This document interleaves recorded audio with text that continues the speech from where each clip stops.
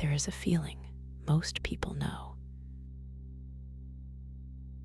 Not sadness exactly, not grief, something quieter than that, and somehow harder to name.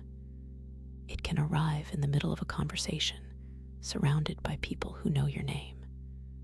It can settle over a crowded room, a family dinner, a night out with friends. It doesn't announce itself. It doesn't ask permission. It just appears, this low, strange hum beneath ordinary life. The sense that no one, not really, can quite see you clearly. That feeling has a name. And for most of human history, people thought they understood it. They thought loneliness was simply the result of being alone, a problem of quantity, of not having enough people nearby, something that would lift when the room filled up, when the phone rang, when someone sat down beside you. What science has slowly, carefully revealed is something far stranger than that. Loneliness isn't a circumstance. It isn't caused by the number of people around you. It is something that happens inside the brain, a signal as old as the species itself that the nervous system generates when something it considers essential is missing. And what happens to a mind that carries that signal for too long is one of the most important things science has discovered about what it means to be human. Get comfortable.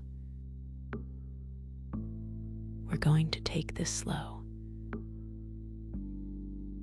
In 1978, a young psychologist at the University of Chicago began studying something that most of his colleagues considered too vague, too subjective, too soft for serious scientific attention.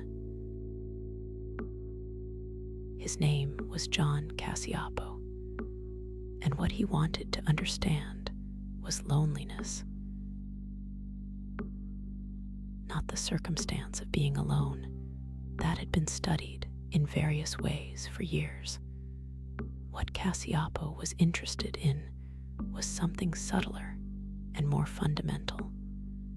He wanted to know what loneliness was doing inside the body, what it was doing to the brain, what it was, not as a social condition, not as a life circumstance, but as a biological event. It would take him 30 years. And the research that came out of those 3 decades changed almost everything that scientists thought they knew about human connection. The first thing Cacioppo found, and it seems obvious in retrospect, but it genuinely was not obvious at the time, at least not to scientists, is that loneliness and being alone are not the same thing. They are related, of course. They overlap, but they are not the same.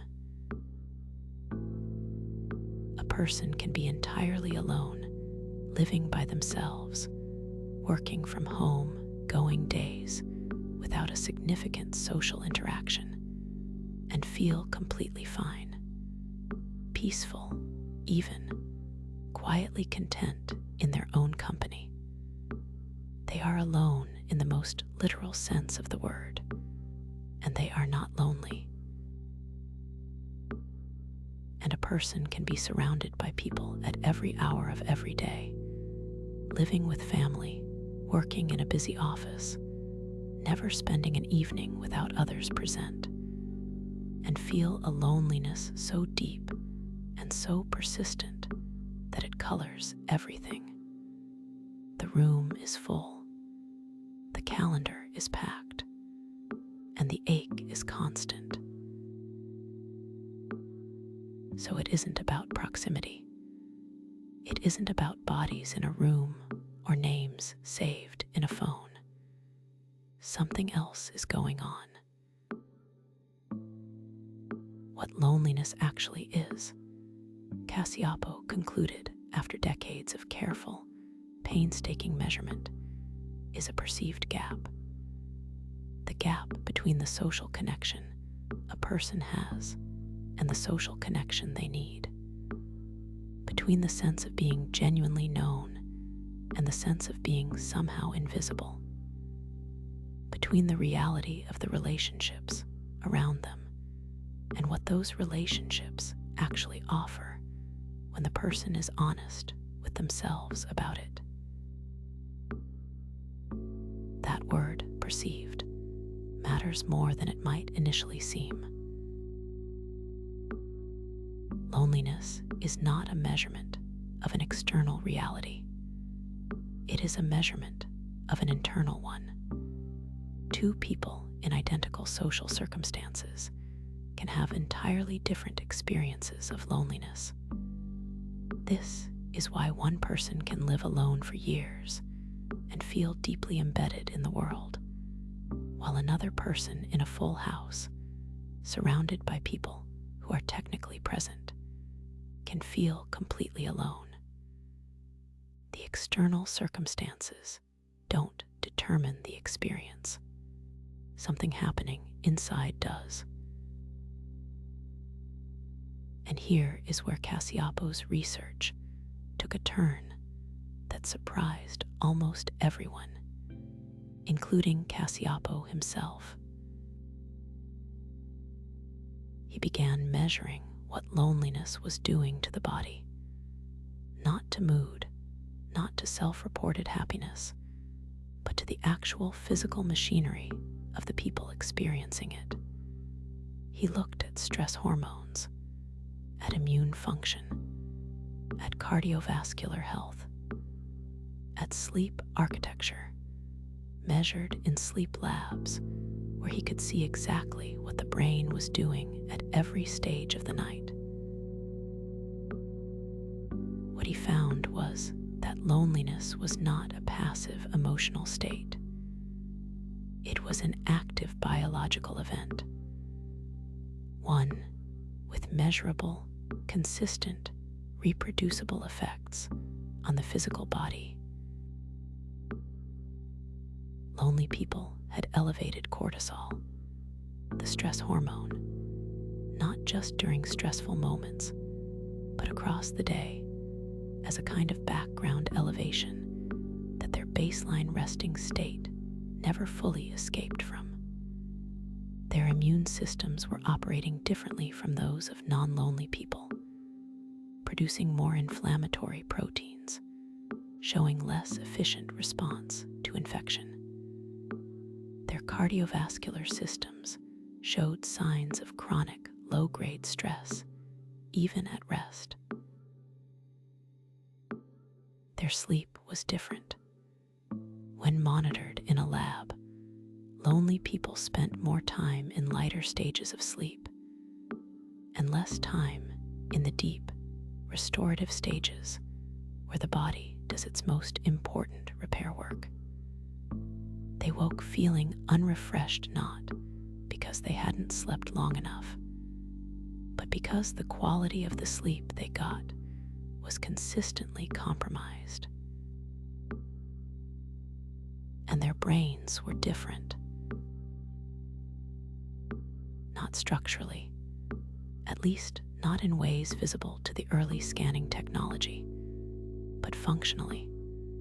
The lonely brain was processing the social world differently from the non-lonely brain, attending to it differently, responding to it differently, interpreting the same social signals, a neutral facial expression, an ambiguous comment, a slight delay in someone's reply, in ways that consistently tilted toward darker, more threatening readings. Cacioppo stepped back from all of this data and tried to find a framework that could hold it. He found one in biology. Hunger, he said, is not a personality flaw.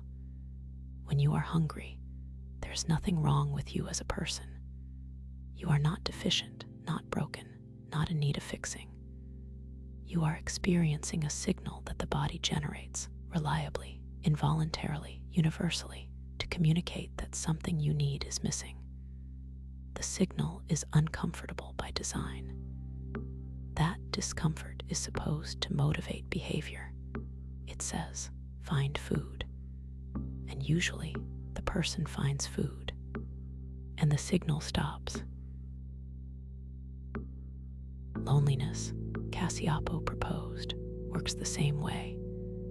It is the social equivalent of hunger, a signal from deep in the nervous system that says, the connection you need, the sense of being genuinely known, genuinely held in someone else's awareness, is missing. Go find it. The signal is uncomfortable by design, for exactly the same reason hunger is uncomfortable. That discomfort is the mechanism. The difference, and it is a crucial difference, is what happens when the signal doesn't turn off. When hunger persists, because no food is available, the body begins to adapt in ways that are effective in the short term and damaging in the long term. Metabolism changes. Hormones shift. The body begins breaking down its own reserves to survive. Chronic loneliness does something similar to the social machinery of the self. It keeps the nervous system in a sustained state of alert, not the acute alertness of immediate danger, but a low-grade, persistent vigilance that changes how the brain operates, how it reads the world, and how it relates to the body it inhabits. And a nervous system held at that kind of sustained alert, not for a day or a week, but for months and years, does things to the brain and the body that take a long time to fully understand. There is something worth sitting within this framing, because it changes the meaning of the experience entirely. Loneliness is not a sign that something is wrong with who you are. It is a sign that the system is working, that the body knows what it needs and is saying so. The suffering is real, and it is not something to dismiss or minimize. But it is not a flaw in the architecture. It is the architecture doing exactly what it was designed to do. The signal is saying, this matters. Connection matters. It is not optional. It is not a luxury. The body has known this for a very long time. The human species is, in the long history of life on Earth, a very recent arrival. Modern humans, the version of the species with roughly the same brain architecture as yours, the same basic neural machinery, the same fundamental emotional and social wiring, have been around for about 300,000 years. That sounds like a long time. Set against the history of life on Earth, it is a single afternoon. For the vast majority of that 300,000 years, for perhaps 290,000 of those years, give or take the rough edges, humans lived in small groups. bands of roughly 20 to 50 individuals, extended family units largely, moving together across landscape, sleeping near one another, eating together, watching out for predators together, raising children together. In that world, the world that shaped your nervous system over those hundreds of thousands of years, the world the human brain was built for, being separated from the group, was not uncomfortable. It was not inconvenient. It was a death sentence. A human alone on the open savanna, without shelter or fire, or the collective vigilance of the group, did not have good survival odds. The predators that killed humans operated at night, in the dark, in silence. They were faster than any human. They were quieter. They could see better in the dark. A person alone, sleeping on the ground without the protection of the group's collective awareness, was vulnerable in ways that are genuinely difficult to overstate. And so the human nervous system developed a response to perceived social isolation, a threat response. When the brain detected that the person was disconnected from the group, not surrounded by familiar others, not held in anyone's awareness, not embedded in the protective network of the social unit, it initiated a cascade of changes that were perfectly calibrated to help that person survive a dangerous night alone. Cortisol rose. The stress response activated. Sleep became lighter and more fragmented because deep sleep is a physiologically vulnerable state, and sleeping deeply when you might be attacked is maladaptive. Attention sharpened for threat signals. The processing of social information tilted negative. In a world where being wrong about another person's intentions could be fatal, it was safer to assume threat than to assume safety. The brain, in other words, went into a defensive crouch. And here is the thing. Here is the piece that explains so much of what loneliness does to people and why it does it. That threat response, the one built over hundreds of thousands of years of evolution, calibrated for surviving a single dangerous night alone on the savannah, is the same response that activates in a person experiencing chronic loneliness in a modern city. The brain does not distinguish. The threat circuitry does not look at the circumstances and adjust. It detects the signal, perceived disconnection from the social group, and it runs the program it has always run. The cortisol rises, the sleep fragments, the attention sharpens for threat, the social processing tilts negative. What was designed as a temporary emergency response, a way to get through one bad night and then return to the safety of the group, is now running continuously for months and years in a person who has a lock on their door and food in their kitchen and is in no physical danger whatsoever.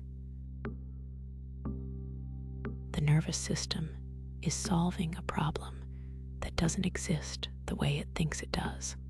But it doesn't know that.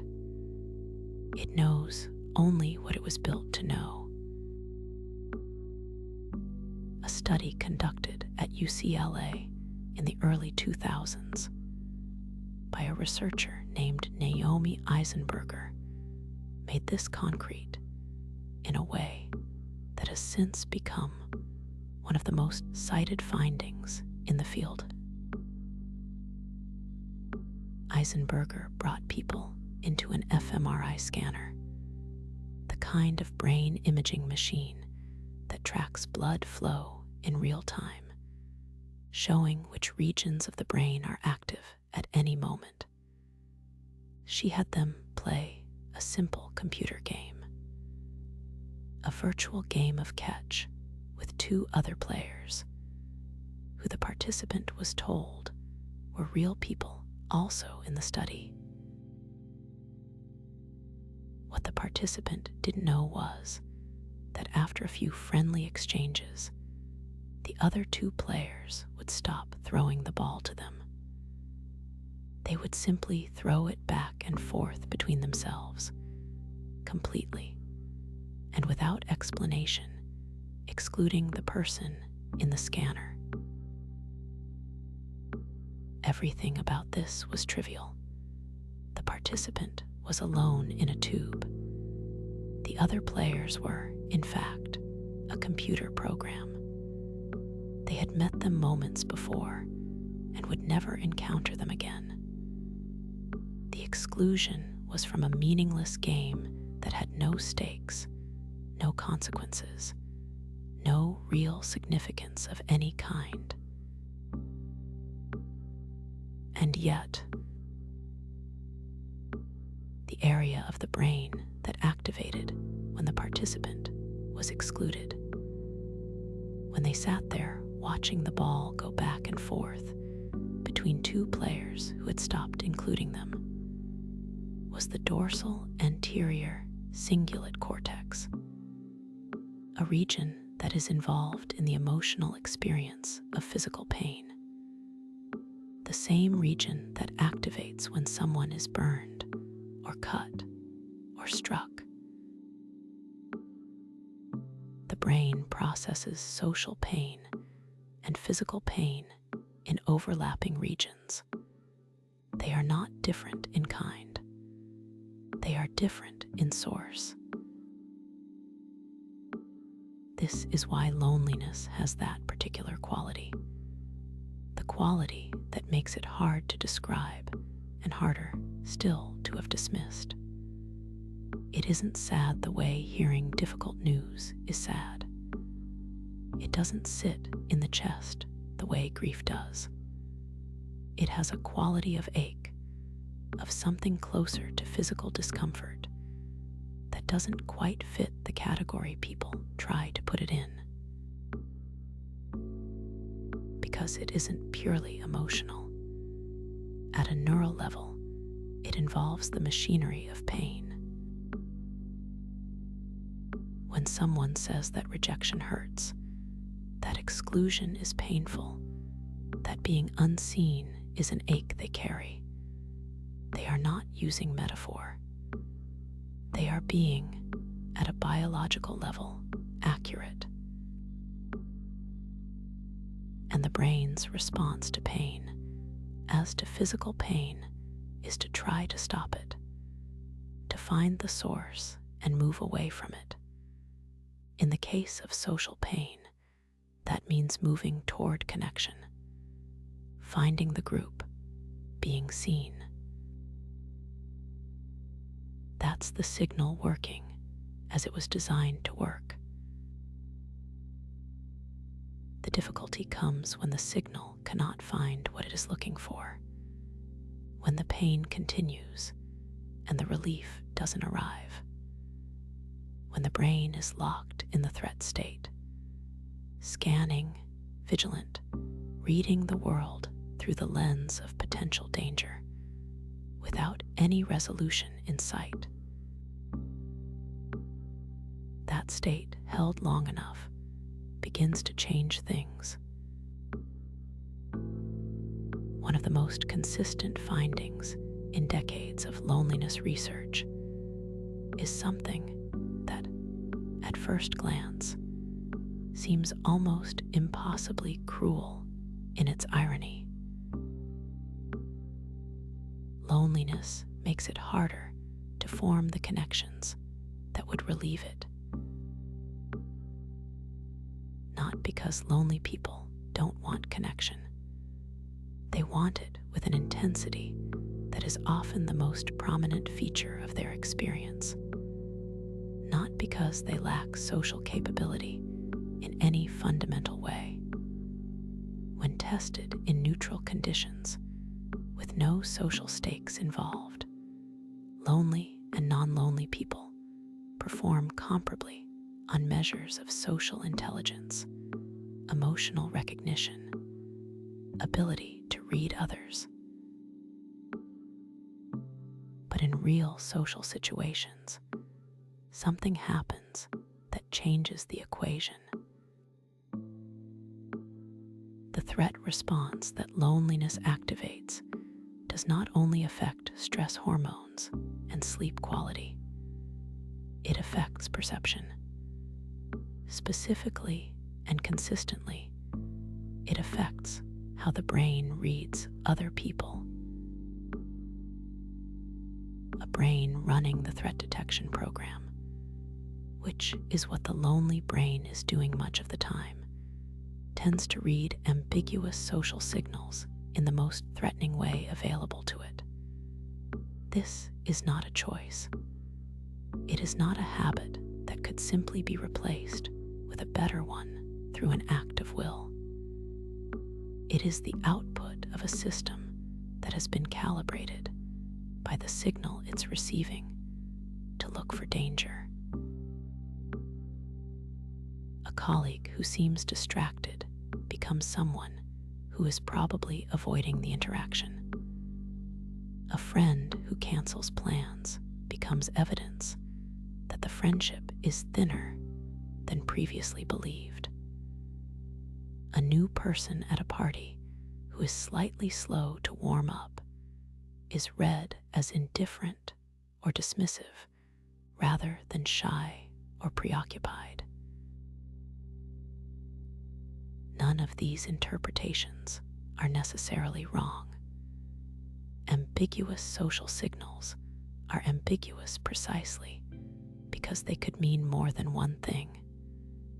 The person who is slow to warm up might be shy, or they might genuinely not be interested. There is no way to know for certain from a single interaction. What the lonely brain does is resolve that ambiguity consistently in one direction. It goes to the threatening interpretation faster, holds it more firmly, and requires more evidence to revise it. This is the threat response doing exactly what the threat response was built to do. In the ancestral environment, being wrong about a social threat in the pessimistic direction, assuming unfriendliness when the person was actually neutral, was relatively cheap. Being wrong in the optimistic direction, assuming friendliness when the person was actually a threat, could be fatal. The calibration makes sense for the environment it was designed for. In a modern social world, it produces a persistent bias toward negative social interpretation that makes genuine connection significantly harder to find and maintain. And those threat-biased interpretations, in turn, affect behavior. This is the part that closes the loop. A person who is reading social signals as threatening tends to pull back slightly, not dramatically, not in ways that are always obvious or even consciously noticed, but slightly more guarded, slightly less open, slightly less willing to offer the warmth or vulnerability that genuine connection requires. Other people feel that slight guardedness, not as hostility, usually not as anything they could name or articulate, more as a faint distance, a slight difficulty in fully reaching the person, and they respond to it naturally, without awareness, by being fractionally less warm than they might have otherwise been, which the lonely brain reads as confirmation of its threat assessment, which produces a little more withdrawal, which produces a little more distance from the people around it,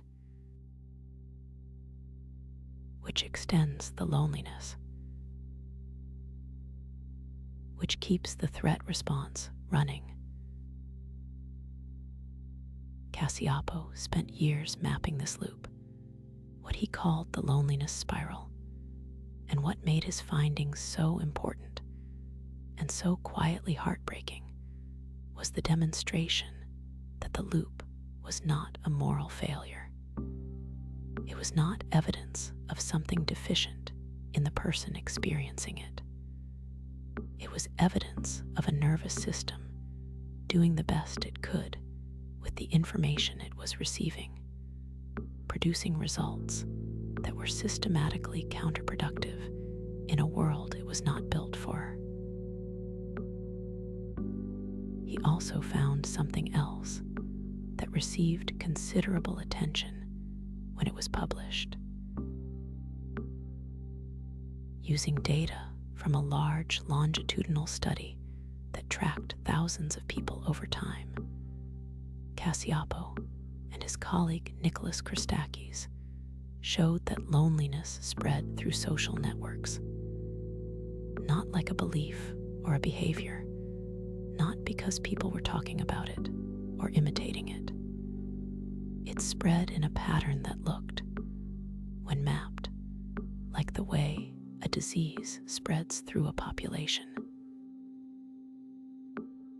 When one person in a social cluster became significantly lonely, the people around them, not the people in the cluster generally, but specifically the ones directly connected to the lonely person, showed elevated odds of becoming lonely themselves over the following months. And those people, in turn, increased the odds for the people directly connected to them. The effect was measurable out to 3 degrees of social separation before it faded. The mechanism was not cruelty.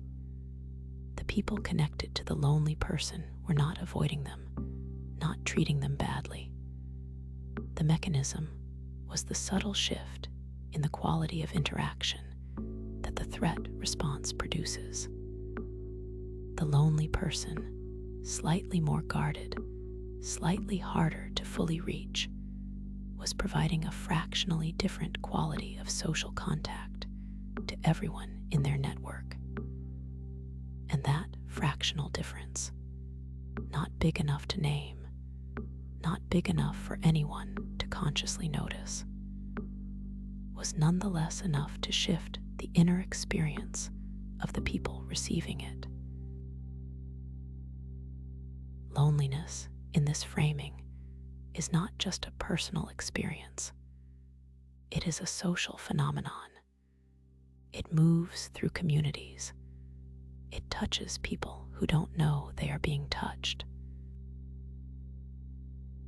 And none of the people involved are doing anything wrong.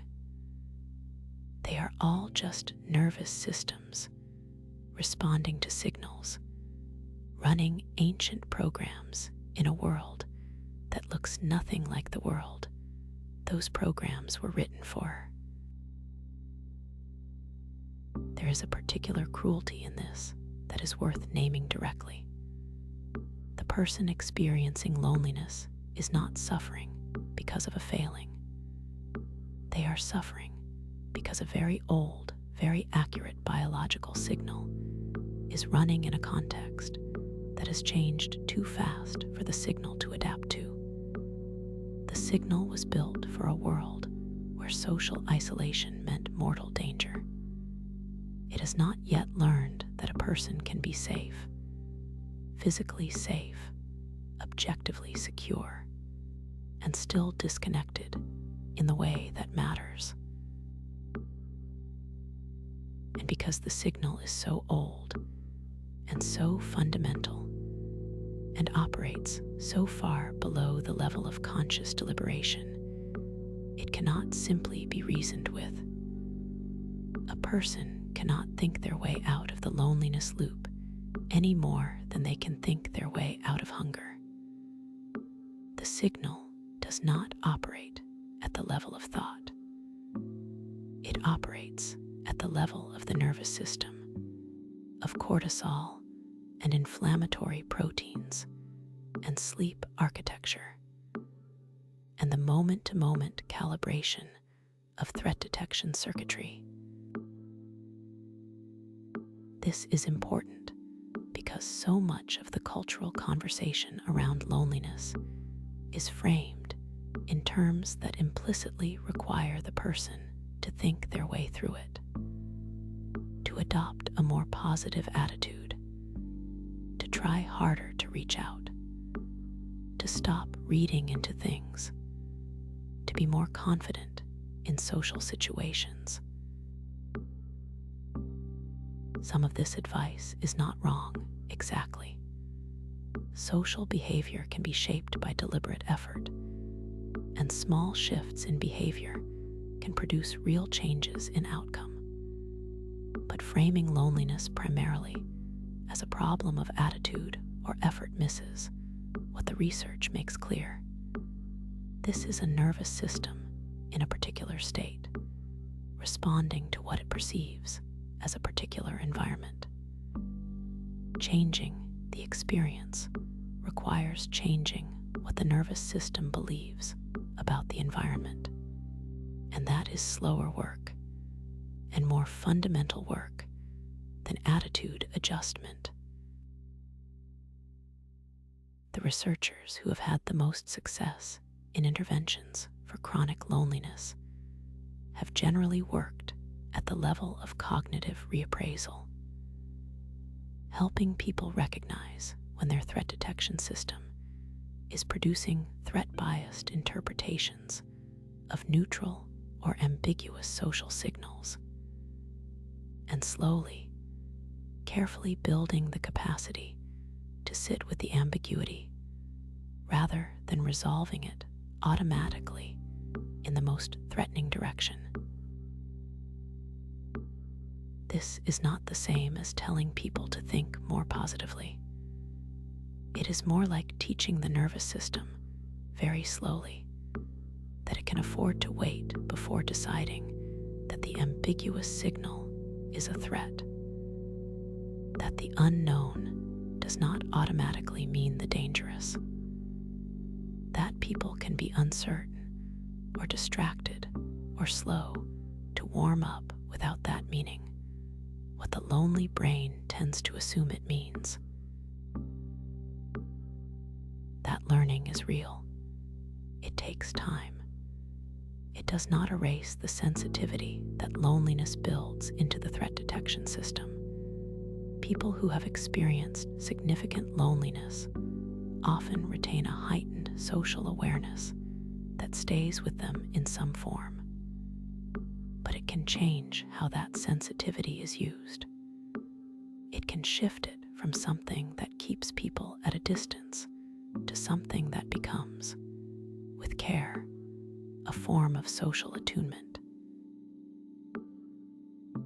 The people who come out the other side of significant loneliness, and many people do, often describe a quality of attention to others that is genuinely unusual, a capacity to sense when someone else is struggling, to recognize the particular quality of social distance in another person that comes from the threat response running, to offer the kind of presence that broke through their own isolation.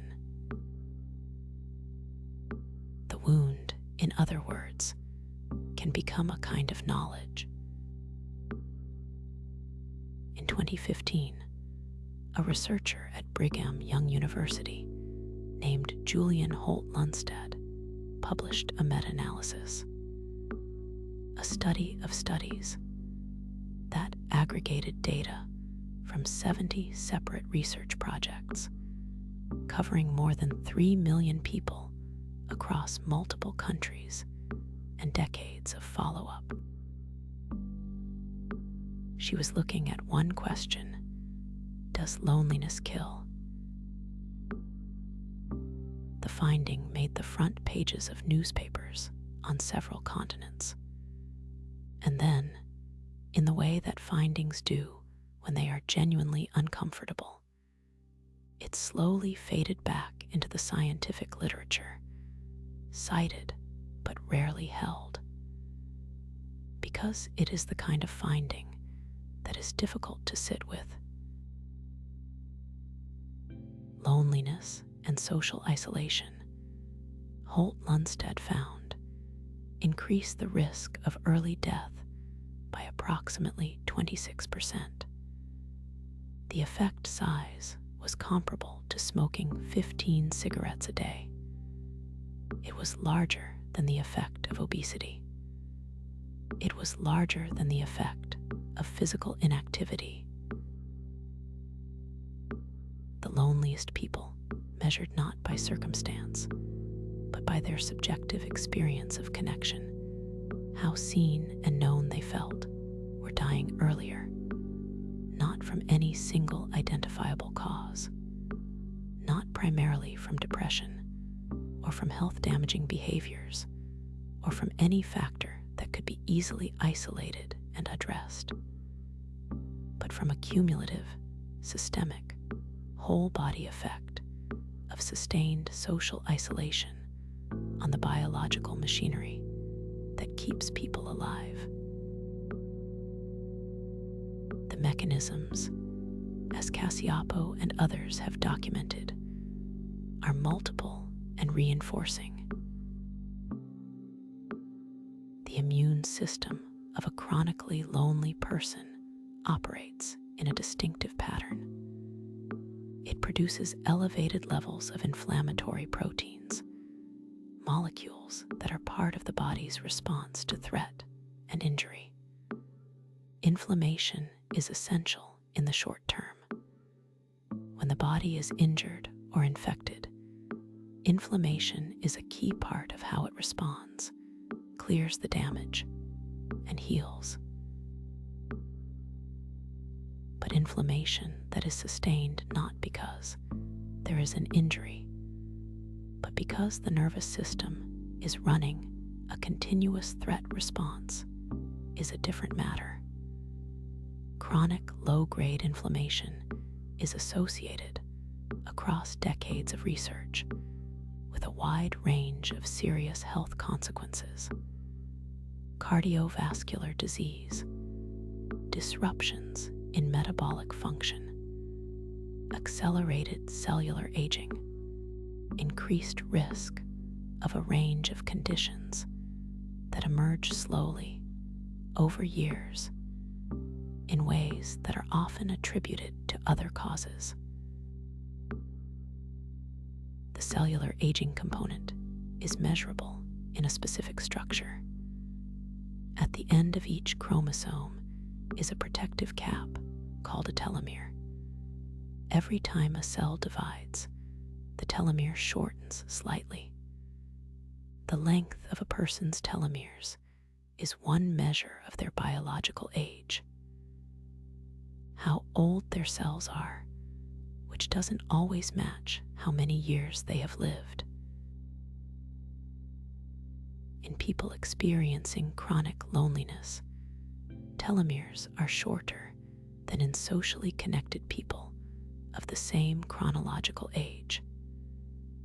Their cells are, in a measurable sense, biologically older. The body is aging faster at the cellular level. Then there is what happens to sleep.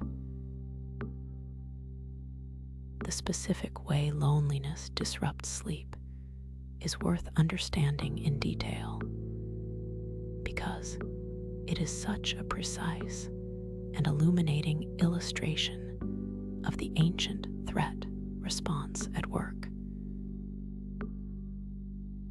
Lonely people, when monitored overnight in sleep laboratories, don't necessarily sleep fewer hours than their less lonely counterparts. The total duration of sleep is often similar. What differs is the architecture, the distribution of time across the different stages of sleep. Sleep moves in cycles, cycling roughly every 90 minutes through lighter and deeper stages. The deepest stages, what sleep researchers call slow-wave sleep, or stage 3, are where the body does its most intensive repair work: cellular restoration, memory consolidation, hormonal regulation, the clearing of metabolic waste products from the brain through the recently discovered glymphatic system. These processes happen primarily in deep sleep, and they require the brain to be genuinely, fully offline. Lonely people spend less time in those deep stages. Their sleep is biologically shallower. They experience more micro-awakenings, brief, often unconscious moments of coming partly back to awareness through the night. And they wake feeling tired, even when they have slept a technically adequate number of hours. The quantity was sufficient.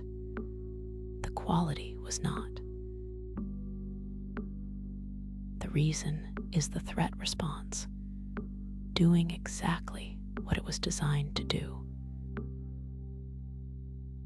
Deep sleep is a physiologically vulnerable state. A sleeping human is slower, weaker, and harder to rouse than an awake one.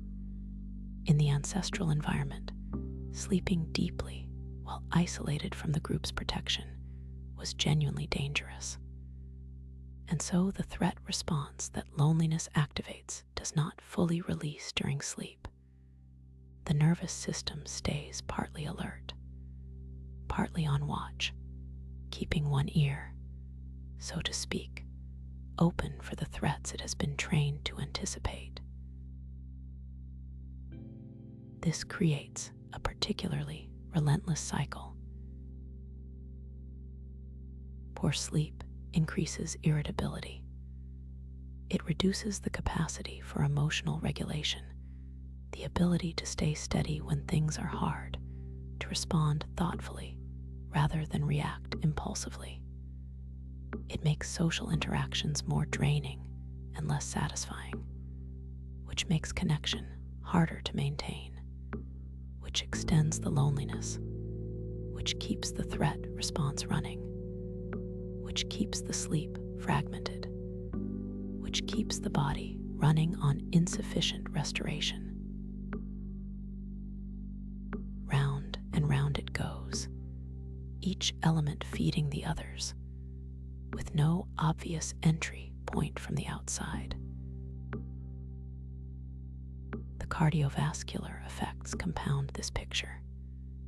Chronic stress, which is, functionally, what the persistent threat response produces, elevates blood pressure over time. It affects the elasticity of blood vessels. It changes the way the heart responds to its workload. These changes, accumulated over months and years, contribute to the cardiovascular disease that appears with elevated frequency in longitudinal studies of lonely people. Holt-Lundstad's finding that loneliness carries health consequences comparable to heavy smoking is not mystifying once the mechanisms are understood. It is, in a sense, the expected outcome of a body maintained continuously in a mild state of emergency. Bodies in states of emergency are not in states of rest and repair. and bodies that are not resting and repairing are wearing out faster than they should. What is harder to hold is what this implies. If loneliness carries health consequences of this magnitude, it is a public health issue of extraordinary scale. By most estimates, it is more common and more dangerous than most of the conditions that receive intensive clinical and public attention. And yet it carries almost none of the same urgency. The person who smokes heavily is urged by their doctor and their family and their culture to stop. The person who is quietly, chronically lonely, who is, by the data, engaged in something comparably damaging to their physical health, is more often met with silence or with the suggestion that they might simply try to be more social. The gap between what the science says and how the culture responds is one of the larger disconnects in modern understanding of health. The philosopher Paul Tillich wrote in the mid-20th century about a distinction that the English language makes poorly, and that matters enormously. Language, he noted, has given us two words for the experience of being apart from others. One is loneliness, the other is solitude. In everyday usage, these words are often treated as near synonyms, two ways of describing the same condition. But Tillich insisted they were not synonyms at all. They described, he argued, two entirely different inner experiences of the same outer circumstance. Loneliness, he said, is the pain of being alone. Solitude is the grace of being alone. A person sitting by themselves, with no one else present, might be experiencing either one. There is no external way to tell. The circumstance is identical. The inner experience is not. What produces one rather than the other is not something about the external situation. It is something about the inner state. And the research on loneliness has gradually made it possible to be more precise about what that inner state actually is. What makes solitude possible? What allows a person to be alone without being lonely is the presence of something the research calls felt security, a quiet background sense that one is held in mind by people who matter, that the connection is real, even in its temporary physical absence, that if one needed to reach toward others, they would be there. A person sitting alone in a quiet room, knowing at some level that there are people who love them and would answer if called, is not lonely. They are in solitude. The aloneness is chosen, or at least comfortable. The connection exists. It simply isn't present in the room right now.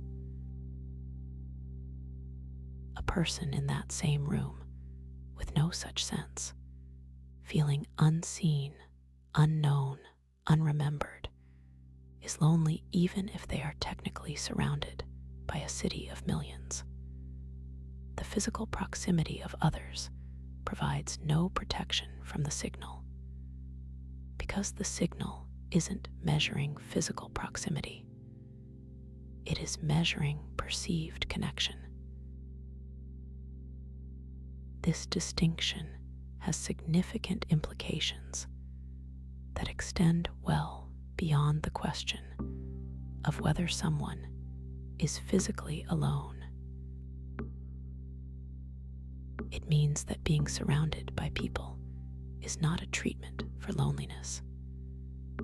It means that having a full social calendar does not necessarily provide what the lonely nervous system is looking for. It means that the most common cultural prescription for loneliness, just be around more people, just go out more, just put yourself out there, addresses the wrong variable entirely. The variable that matters is not quantity of contact. It is the inner sense of being embedded in a web of genuine mutual care, of existing in some reliable way in the awareness of others who would notice the absence. That sense, felt security, some researchers call it, has its origins in early life. The developmental psychologist John Bowlby spent decades studying the attachment system, the set of evolved behavioral and emotional systems that govern how infants relate to their caregivers, and how those early relationships shape the capacity for connection in adult life. What Bowlby found, and what decades of subsequent research has confirmed and refined, is that the experience of having a reliable, responsive caregiver in early childhood creates something like an internal working model of relationships, a set of assumptions, largely unconscious, about what relationships are like, how reliable other people are, whether distress will be answered, whether one's needs are legitimate and worth attending to. Children who experienced consistent, responsive caregiving, who learned through thousands of small interactions that expressing need reliably produced care, tend to carry into adult life an internal model of relationships as fundamentally safe and reliable.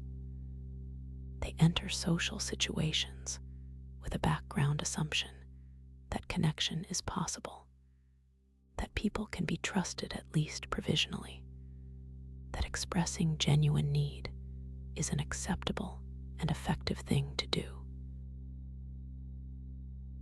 Children who experienced inconsistent or unresponsive caregiving, who learned that expressing need sometimes produced care and sometimes produced withdrawal or criticism, or who learned that it reliably produced nothing at all, carry a different internal model, one in which relationships are less reliable, in which expressed need is more likely to be received badly, in which the safest strategy is to need less, show less, stay more managed.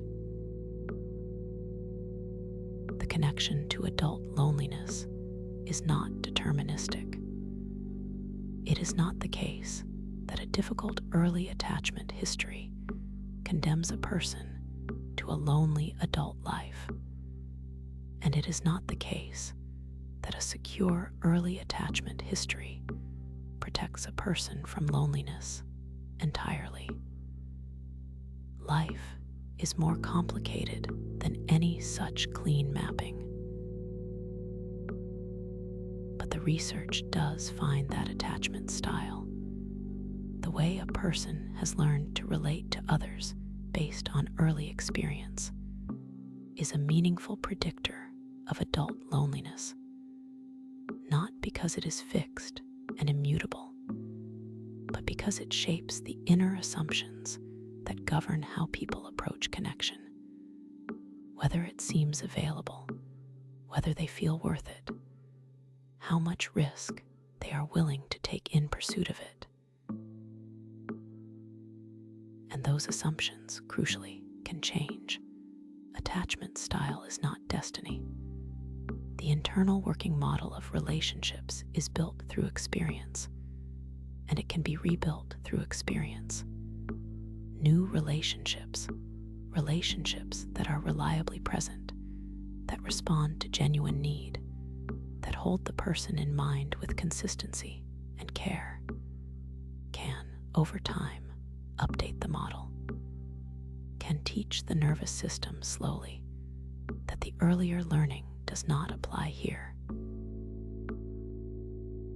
This is part of what makes genuine therapeutic relationships so powerful for people who have experienced significant loneliness.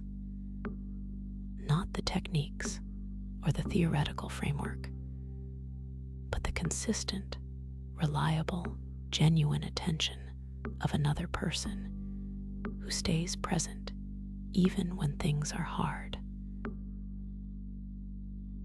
The experience of being held in mind, of knowing that someone is genuinely thinking about you, genuinely attending to your inner life, genuinely caring what happens, is not just emotionally meaningful. It is, at a neurological level, updating. It is providing new data to a system that has been running old data for a long time. And new data changes outcomes. It is possible to have an extremely full social life and remain deeply lonely. Many people do. They are present in rooms, present in conversations, present at events, and the aloneness travels with them. Because what they are missing is not contact. It is the specific quality of contact that makes the signal stop. The quality of being genuinely known. The research on what the complete absence of human contact does to a person illuminates this from the other direction. Stuart Gracian, a psychiatrist at Harvard Medical School, spent years studying people who had been held in solitary confinement, the form of prison isolation that places a person alone in a cell with minimal human contact for extended periods.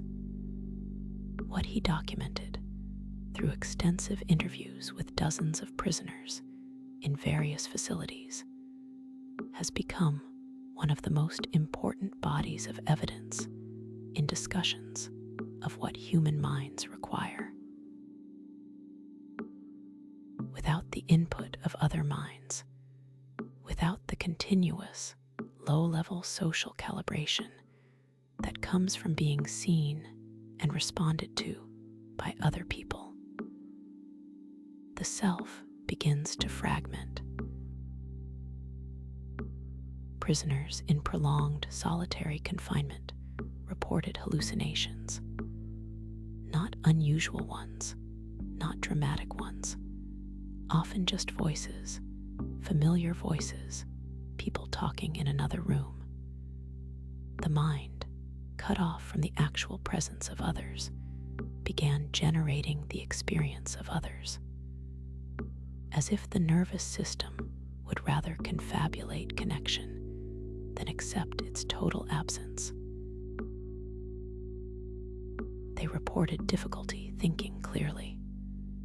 Cognitive tasks that had been easy became difficult. The capacity to organize thoughts, to follow a line of reasoning, to maintain a coherent inner narrative. All of these seem to depend, at least in part, on the external scaffolding of social engagement, and began to deteriorate without it. They lost track of who they were. This is, perhaps, the most striking finding. The sense of self, the coherent, continuous experience of being a particular person with a particular history and particular characteristics, is not entirely self-contained. It is built and maintained, in significant part, through contact with other minds. Being seen by others contributes to the ability to see oneself. Being responded to by others contributes to the ability to regulate one's own internal states. To be completely cut off from that contact is not simply unpleasant. It is corrosive to the very structure of the self. This finding has philosophical resonance that extends well beyond the extreme circumstances of solitary confinement. The philosopher Charles Taylor wrote about what he called webs of interlocution, the idea that human identity is not a possession held entirely within the individual self, but something that exists partly in the space between people. We know ourselves through being known. We maintain our sense of who we are partly through the continuous, mostly unconscious exchange of being seen and responded to by others. This is not abstract. It has neurological grounding. The self, as a coherent structure, is maintained partly through interpersonal contact. That is why total isolation is so psychologically destructive. And it is also why the particular pain of loneliness, even in the midst of people, is so specifically the pain of not being known, of being physically present but interpersonally invisible, of the contact being there in some superficial form, while the actual knowing is absent. The person who is lonely in a crowd is not simply lonely despite being with people. They are experiencing something that is in some ways harder than being physically alone. Because the presence of people who do not see them is a continuous reminder of what is missing. The absence is highlighted, not softened. In a psychology laboratory in the 1990s, a researcher named Arthur Aaron conducted an experiment that has since become one of the most replicated and discussed findings in the study of human closeness. Aaron brought pairs of strangers into a room and had them spend 45 minutes asking each other a series of questions. The questions began gently. What would constitute a perfect day? What would you want to change about how you were raised? And became, over the course of the session, more personal, more specific, more willing to go somewhere honest. By the end of the 45 minutes, the questions asked things like, if you could change anything about yourself, what would it be? When did you last cry in front of another person, and why? What, if anything, is too serious to joke about? Afterward, Aaron asked participants how they felt about the person they'd spent the 45 minutes with, how close they felt, how well they believed they knew them. The results surprised people when they were first published. After 45 minutes with a complete stranger in a fluorescent-lit lab room, following a printed script, participants reported a depth of connection that many described as comparable to friendships they had maintained for years. What was happening?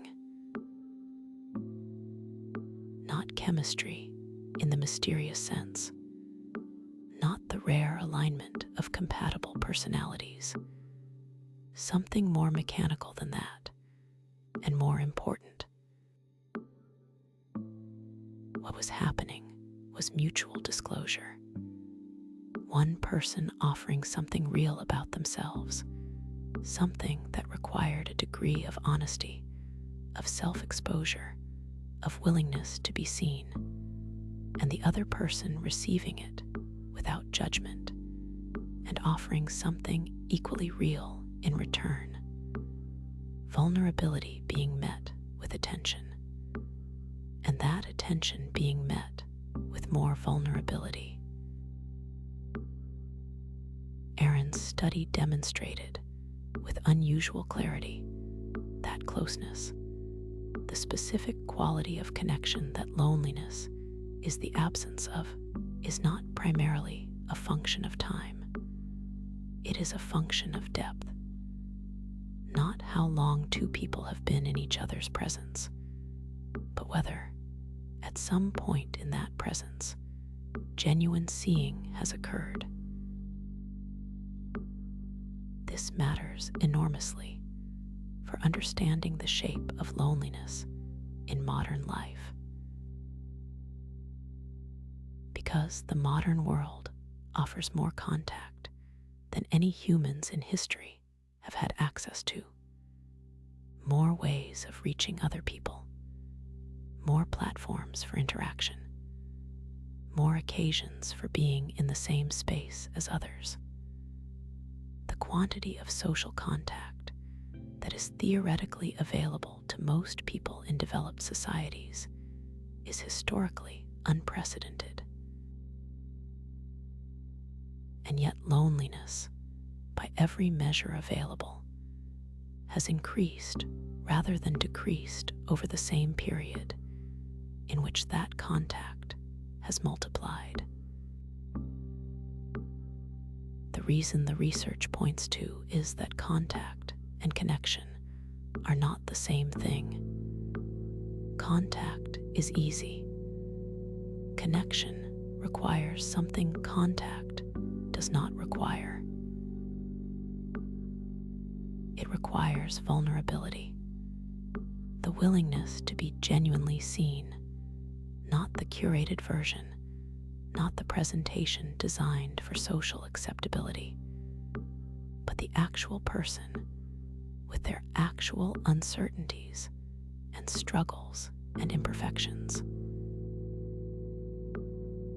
And vulnerability is in short supply in a culture that consistently signals, through its reward structures, its social norms, its media representations, that confidence is desirable and uncertainty is a liability.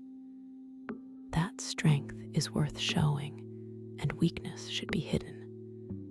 That the right way to present oneself to the world is polished, capable, and fine.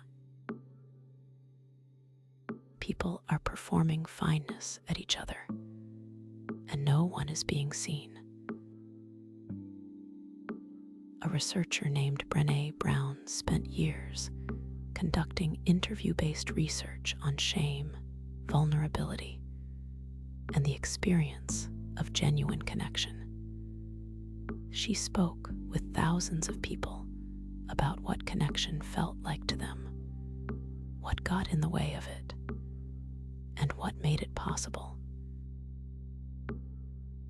What she found, distilled from those thousands of conversations, was that the people who described their lives as genuinely rich in connection shared something that had nothing to do with their circumstances, their social situations, or the number of people in their lives. They shared a quality of willingness, a willingness to show up, to be present in conversations, in relationships, in moments, without the armor fully in place, to say difficult things, to acknowledge difficulty, to let themselves be genuinely seen, even knowing that genuine seeing involves the risk of genuine rejection. And what made them willing was not the absence of fear. They felt the same fear of judgment and exposure that everyone feels. What was different was that they had developed somewhere, a belief that they were worth seeing, worth knowing, not despite their complexity and imperfection, but including it. That belief, that one is worth knowing, is the inner condition that makes genuine connection possible. And its absence is what loneliness, over time, begins to erode. Because loneliness, through the threat response it sustains, does not merely cause suffering. It also, gradually, teaches the nervous system that other people are not safe, that the way to survive in social situations is to be careful, to show only what is certain to be acceptable, to stay slightly hidden, slightly managed, slightly behind the version of yourself that might actually want to be known. And a person who is slightly hidden cannot be fully seen. And a person who cannot be fully seen remains lonely.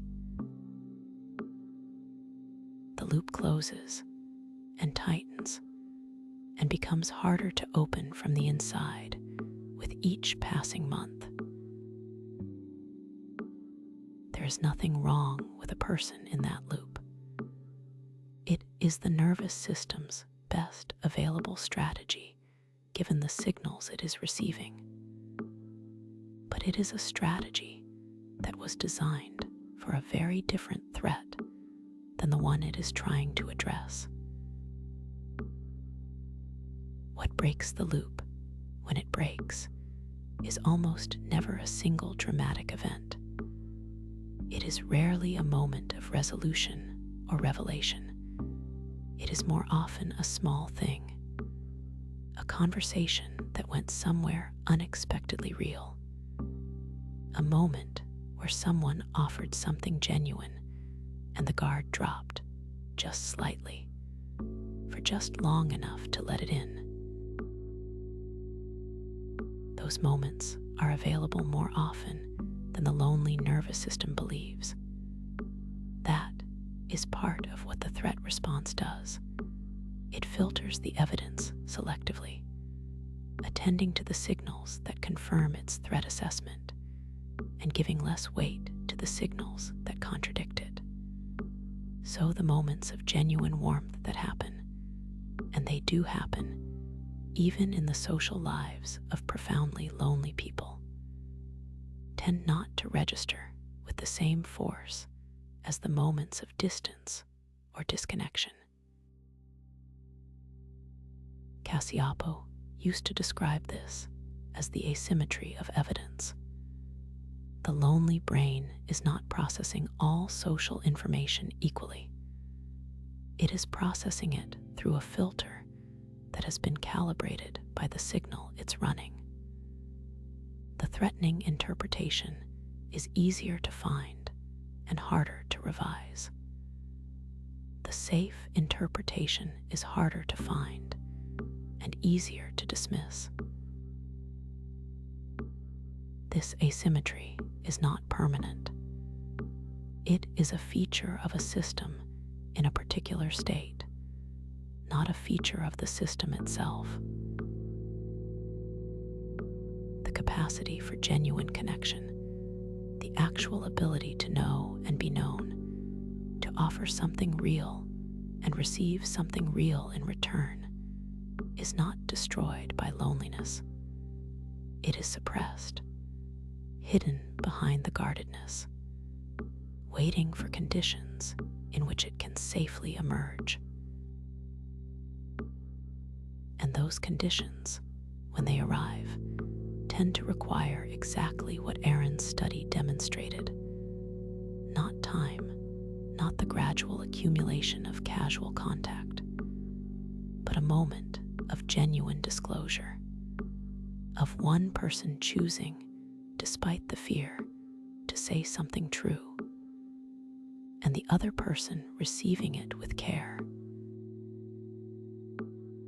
The choice to be seen, when the nervous system has been telling a person for months or years that being seen is dangerous, is one of the harder things a human being can do. It runs directly against what the threat response is asking for. It feels, from the inside, like stepping off a ledge. And sometimes it goes wrong. Sometimes the disclosure is met with something other than care, and the nervous system files that experience as confirmation, and the guardedness deepens. But sometimes, more often than the lonely nervous system believes possible, it goes the other way. The thing offered genuinely is received genuinely. The vulnerability is met with attention. The moment of being seen actually happens. And in that moment, the signal shifts, not dramatically, not permanently, not enough, perhaps, to feel like much from the outside. But the nervous system receives data that contradicts its model. That the world is not entirely as threatening as believed. That connection is not entirely as unavailable as it has felt. And data, accumulated across enough of those moments, eventually changes the model. This is the slow medicine. It is not a cure in any single application, but it is real, and it works. And the human nervous system was built specifically to receive it. There is something about loneliness that changes the quality of time. Not its pace, exactly. Not in the simple sense of time passing slowly when there is nothing to do. What chronic loneliness does to time is stranger and more specific than that. It changes the texture of experience itself, the way ordinary moments feel from the inside. Psychologists who study the phenomenology of loneliness, the actual lived quality of the experience, as opposed to its causes or consequences, have noted a particular pattern in how lonely people describe their inner life. There is a quality of heightened self-awareness that accompanies sustained loneliness, a kind of hyper-awareness of one's own inner states that becomes almost claustrophobic. When a person is genuinely connected, when they feel held in mind by others, when the social world around them feels like a space they belong to, there is a natural movement of attention outward, toward other people, toward shared projects and conversations, and the ordinary texture of being engaged with the world. The self, in those conditions, recedes slightly into the background. It is present, but it is not the constant object of its own attention. In sustained loneliness, that outward movement of attention is blocked. There is nothing reliable to move toward. The social world has been read as threatening or unavailable, and so attention turns inward toward the self and stays there. The self, attended to continuously, becomes its own kind of prison. This is what the research on rumination captures: the tendency of lonely people to circle back repeatedly over the same thoughts, the same memories, the same assessments of what has gone wrong and why. Rumination is not the same as reflection. Reflection involves sitting with an experience and extracting something from it, understanding, meaning, perspective.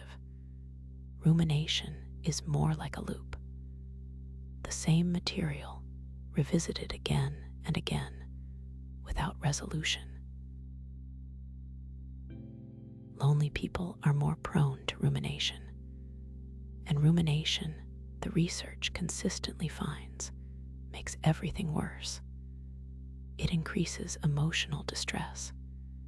It deepens the negative bias with which the social world is interpreted. It extends the threat response rather than resolving it. And it does all of this while feeling, from the inside, like something useful, like thinking through a problem that needs to be solved. It is not solving anything.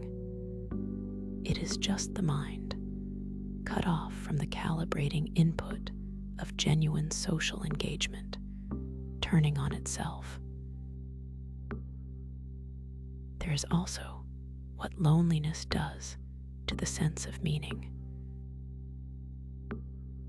Viktor Frankl, the Austrian psychiatrist who survived the Nazi concentration camps and spent the rest of his long life thinking and writing about what he had observed there, wrote extensively about the relationship between connection and meaning, what he noticed in the camps, and what struck him as one of the most important observations of his life was that the people who survived psychologically were not primarily the ones who had the most resources or the best circumstances.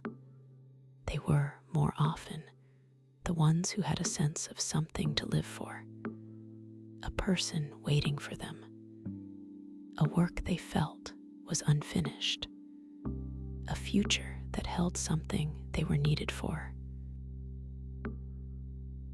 The sense of mattering to someone, of being in someone's mind, of being awaited. Later research on meaning in life has returned to this observation in more systematic ways. Studies that look at what predicts a sense that one's life is meaningful, not happy, not pleasant, not successful by external measures, but genuinely meaningful, consistently find that social connection is one of the strongest predictors. Not connection in the shallow sense of having social contacts, but connection in the deep sense. Feeling known, feeling cared about, feeling that one's existence registers in the minds of others in a way that matters. Loneliness, by eroding that sense of mattering, erodes the sense of meaning. And a life that feels meaningless is experienced differently, with a flattening of engagement, a difficulty finding motivation, a sense that ordinary activities have lost the texture of significance.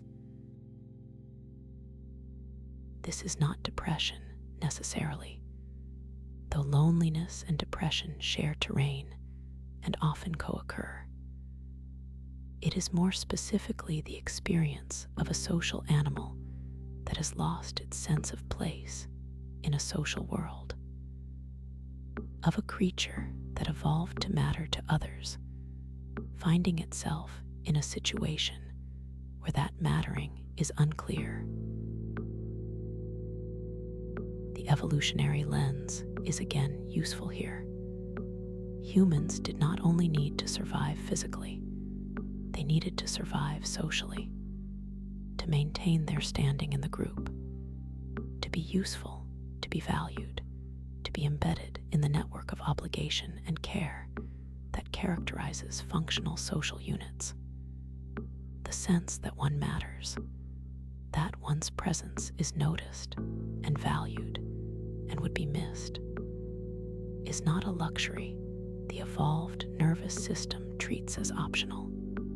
It is, in the architecture of the human emotional system, treated as a basic need. When that need is unmet, the organism registers it as a state of emergency.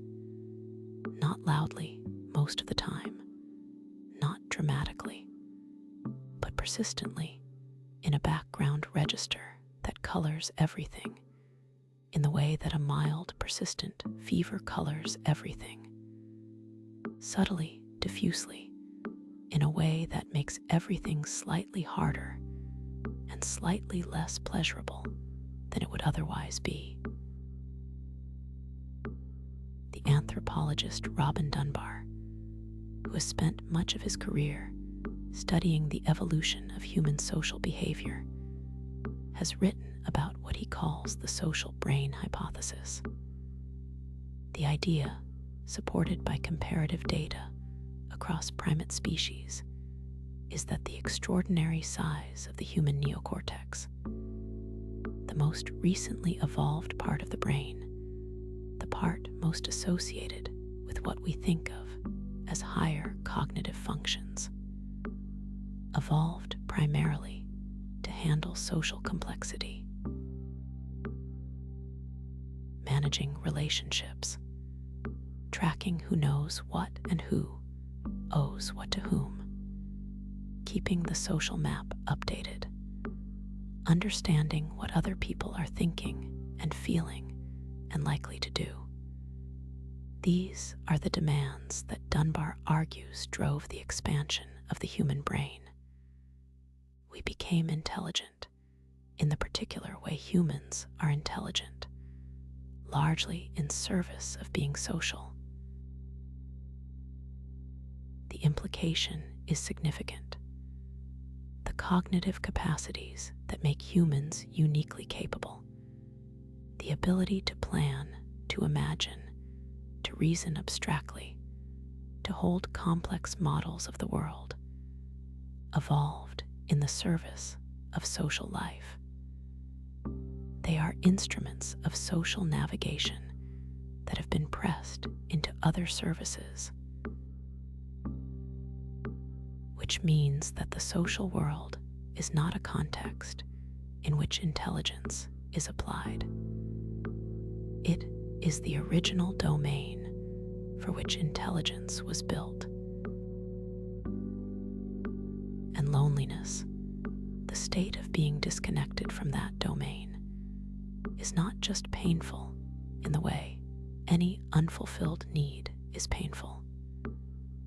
It is a state of operating outside the primary environment the brain was designed for, of applying social machinery in conditions that don't allow it to do what it was built to do. No wonder it changes the texture of time. No wonder it turns attention inward in that circular, self-consuming way. No wonder it makes ordinary experience feel slightly flattened and slightly distant. The instrument is designed for a particular kind of engagement with the world, and that engagement is not happening. What brings people back when it happens is rarely dramatic. It is rarely the result of a single large change. It is more often the accumulation of small moments of genuine contact, a conversation that went somewhere real, a moment of being seen that, for whatever reason, broke through the glass, the slow, gradual recalibration of a nervous system that has been locked in threat mode for too long, as evidence accumulates, slowly, incompletely, with setbacks. That safety is possible. That process takes time. It is not linear. It cannot be forced, but it happens. The signal is not permanent. The threat response is not the final state of the system. It is a response to a condition, and conditions can change. In 2018, the government of the United Kingdom created a new cabinet-level position, a Minister for Loneliness. The appointment came after a report commissioned following the death of a member of Parliament named Joe Cox, who had made loneliness a central concern of her public life before she was killed in 2016. The report that preceded the appointment found that roughly 9 million adults in the UK, 1 in 7, described themselves as always or often lonely. It found that over half of disabled people and a third of people over 75 reported going days without seeing or speaking to anyone they knew. The United States, around the same time, was producing similar numbers. A survey by the health insurer Cigna found that nearly half of American adults sometimes or always felt alone, or that their relationships lacked meaning.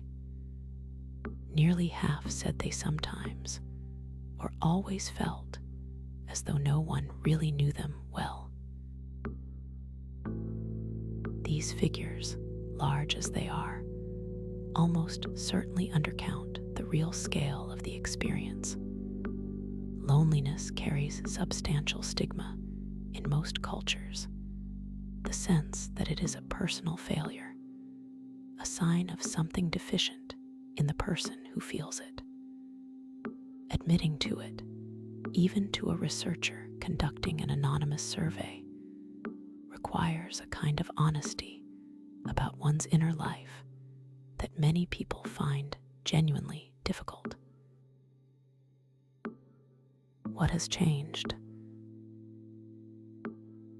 It is worth being careful here, because no single explanation captures the full picture. Human social experience is too complex, too variable across individuals and cultures and circumstances for any neat narrative. But some structural changes are consistent across the period in which loneliness has risen in measured populations. The physical architecture of daily life has changed in ways that are deeply relevant. More people live alone than at any previous point in recorded history. In the United States, single-person households have gone from roughly 10% of all households in 1950 to nearly 30% now. People move more frequently for education, for employment, for cost of living, and each move disrupts the web of relationships that takes years to build. The extended family networks that once provided a continuous background structure of connection for most people in most cultures have, in many places, attenuated to the point of near invisibility. The neighborhoods that once provided the low-stakes, daily social texture of recognizing people, exchanging small words, existing in the awareness of familiar others, that texture has thinned. It has been replaced, in many parts of the world, by a kind of mutually maintained privacy. People live in close physical proximity and in genuine social distance. They pass each other without recognition. They share walls and elevators, and they do not know each other's names. Robert Putnam, in his 2000 book, Bowling Alone, documented the decline over several decades of what he called social capital. The networks of trust and mutual engagement that form when people are genuinely embedded in their communities. He tracked the decline across a wide range of indicators: civic organization membership, church attendance, neighborhood association participation, even, as the title suggests, bowling leagues, which had been one of the most common forms of organized community activity in mid-century America. The causes he identified were multiple and mutually reinforcing. Longer commutes, which reduce the time and energy available for community engagement. Both partners working, which eliminates the household members who had historically served as community connectors. The gradual privatization of leisure, as home entertainment became sufficient to make going out to organized social activities unnecessary. And then, in the decades since Putnam's book, the specific influence of digital communication. This is worth being precise about, because the relationship between technology and loneliness is more nuanced than the popular narrative typically allows. Technology is not inherently isolating. Digital communication can and does sustain genuine relationships, particularly across distance.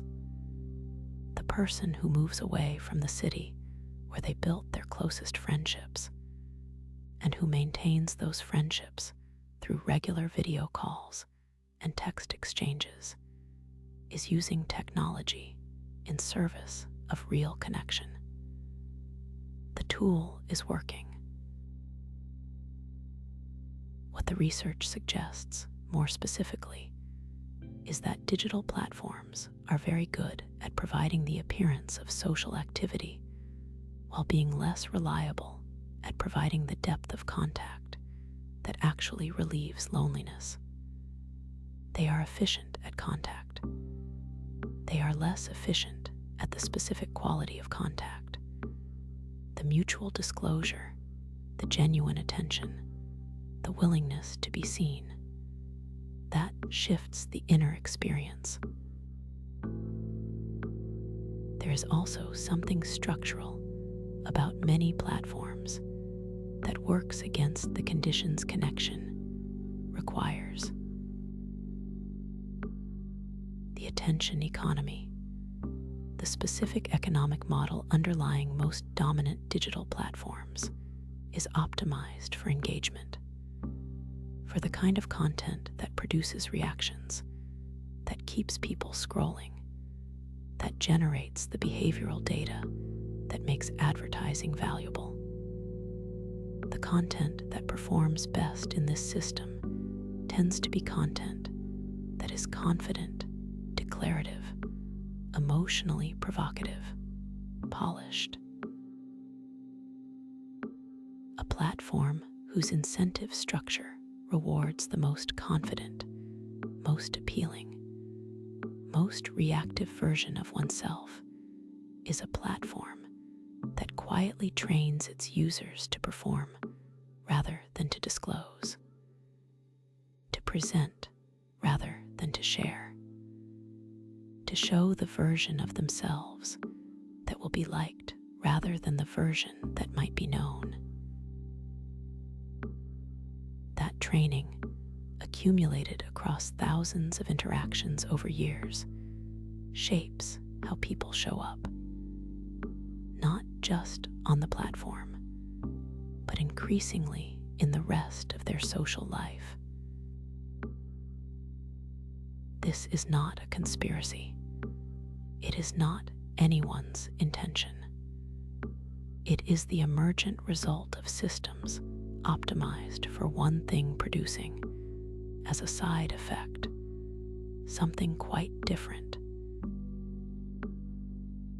None of which means that the situation is fixed. Human beings form genuine connections in extraordinarily difficult circumstances.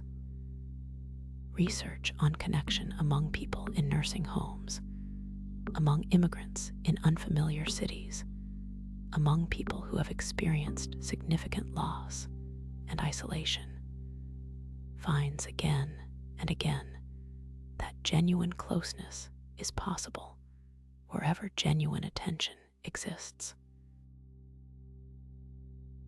What the scale of the current moment points toward is not a failure of human nature.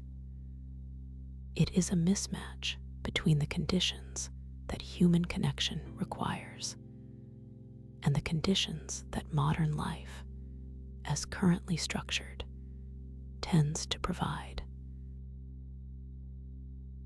The signal is still running.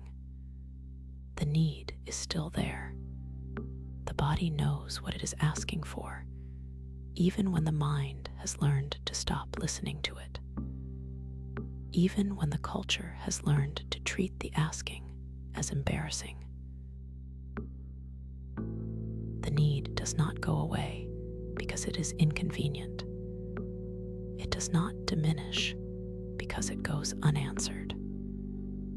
It continues quietly in the background, the way the hunger signal continues even when no food is available. It is waiting for the conditions to change. Of all the things the research on loneliness returns to, there is one finding that seems worth ending on.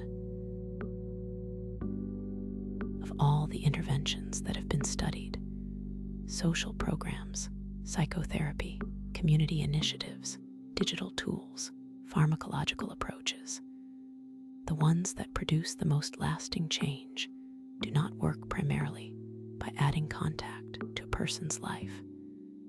They work at a deeper level, at the level of what the nervous system believes about the social world it inhabits. Whether people are fundamentally safe or fundamentally threatening, whether genuine connection is actually available, whether being fully seen is worth the risk that being fully seen involves. Because loneliness, as Cacioppo spent 30 years demonstrating, is not primarily a problem of how many people are nearby. It is a problem of what the nervous system believes about those people. And that belief, those quiet, background, mostly unconscious assumptions about whether connection is available and whether one is worth connecting with, can change, slowly, with patience, with the right conditions. But it can change. There are people right now walking around in the world who have come through significant loneliness, who spent months or years carrying that signal, that low, persistent ache, and who are on the other side of it now. Not because the circumstances of their lives changed dramatically, though sometimes they did, but because something shifted inside. The nervous system received enough new data across enough moments of genuine contact to update its model of what the world was like and what was possible in it. Those people are not rare.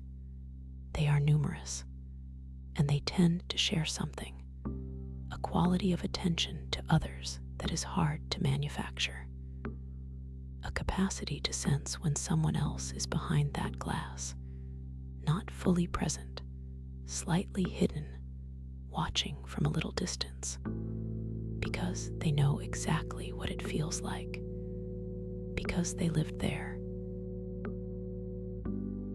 The wound, in other words, can become a form of knowledge. The experience of loneliness, survived and passed through, leaves something behind. Not always, and not automatically. But when it does, it leaves a person who understands, at a level that cannot be reached by reading about it, what genuine contact actually costs and what it is worth.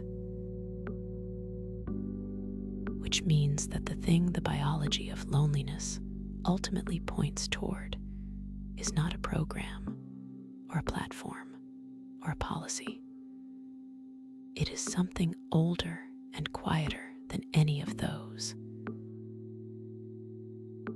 One person genuinely attending to another.